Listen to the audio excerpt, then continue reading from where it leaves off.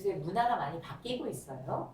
5년 사이에 이혼 문화가. 우리가 결혼을 바라보는 관점도 좀 달라지고 이혼에 대한 관점도 달라지고 있다 이렇게 생각이 들어요.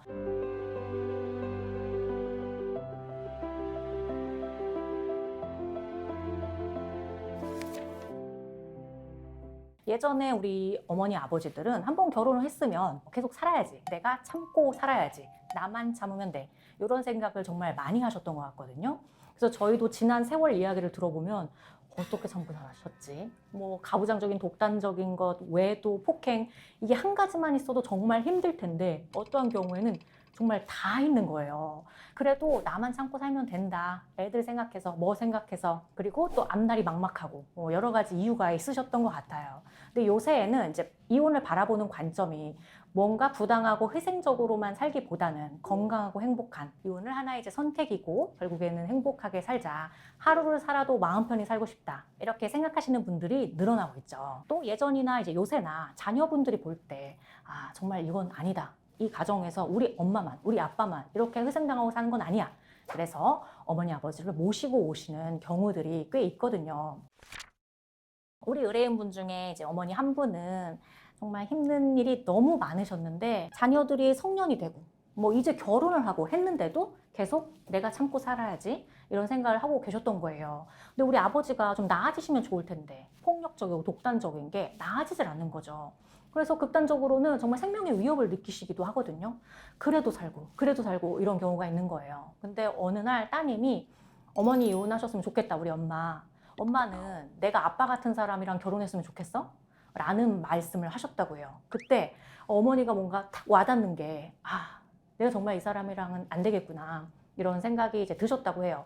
나도 예전에는 아이 생각해서 참고 살았던 결혼 생활인데, 아, 이게 아니지, 내 아이가 이렇게 힘들어하고 고통받고 있고 이게 아니라는 생각을 하고 있는데 내가 도대체 무엇 때문에 이 결혼 생활을 회생하면서 잡고 있어야 되는가 라는 생각을 하고 이제 이혼을 하러 오셨던 사안들이 있습니다. 그래서 이혼이라는 게 안 해야 되는, 반드시 뭐 결혼을 했으니 참고 살아야만 하는 이런 것이 아니라 일방적인 희생과 강요만 있는 결혼 생활이라면 거기에서 최대한 노력을 해보되 막다른 길일 때 이혼이 하나의 선택이고 보다 행복한 삶으로 나아갈 수 있는 길이다, 이렇게 또 생각을 하시는 것 같습니다. 관련해서 또 이혼을 할 때도 좀 양상이 달라진 부분이 있는데요. 예전에는 이제 이혼을 하다 보면 뭔가 합리적인가, 무엇이 합당한가를 하나하나 좀 생각해 보기보다 다른 방향으로 또 생각하기도 하셨던 것 같아요. 이게 뭐냐면 내가 잘못했으니까 내 거를 뭐 다 양보를 해야지, 또는 양육비 같은 경우에는 아이를 키우는 사람에게 이제 최대한 줘야지, 이런 생각도 많이 또 하셨던 것 같고요. 또 이제 반대로는 내가 받을 게 분명히 있음에도 불구하고 이혼하는 것 자체를 막 힘들어하고 빨리 끝내야 된다고 생각을 해서 뭐가 합당한지를 제대로 진단받기보다 이제 막 섣불리 훌러덩 이렇게 끝내버리는 경우도 없지 않았던 것 같습니다. 그런데 이제 요새는 내가 어떤 입장이든 뭐 잘잘못을 떠나서 또 아이를 키우는 입장이든 아니든 일단 합리적인 안이 무엇인지, 합당한 안이 무엇인지를 좀 알아보려고 하는 경향이 있으시고요. 먼저 알아보고 이걸 토대로 그 범위에서 가든 아니면 일부 더 양보하든 더 받든 그걸 좀 다음 문제로 생각하시는 경향이 있어요. 또 양육비 부분에 있어서 어떤 양상이 있냐면 아무래도 아이를 키우려면 돈이 많이 들지, 그러니까 아이를 키우는 사람에게 내가 양육비는 통상적인 것보다도 더 줄 수도 있어, 나는 그냥 내가 살 조그만 공간과 내가 생활할 수 있는 최소한의 생활비만 있으면 돼, 이렇게 생각하는 경향이 좀 예전에는 더 있었다면 이제 요새는 법에서 정한 양육비는 아무래도 강제되는 것이다 보니까 내가 이제 최소한 합리적인 부분만 주겠다. 또 간혹 내가 이혼을 하는 과정에서 좀 신뢰하지 못하는 부분이 있었기 때문인데 내가 최대한 줬는데 이게 정말 아이한테 쓰일까?